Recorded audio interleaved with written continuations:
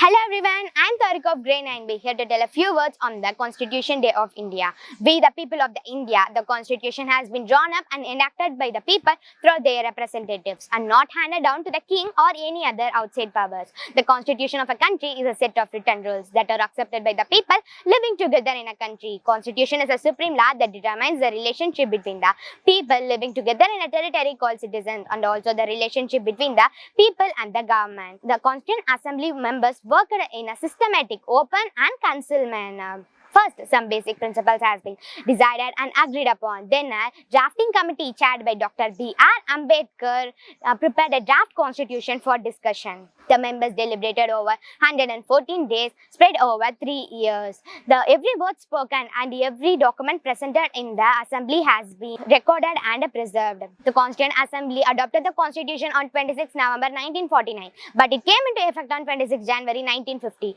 To mark this day, we celebrate 26 January as Republic Day every year. Thank you.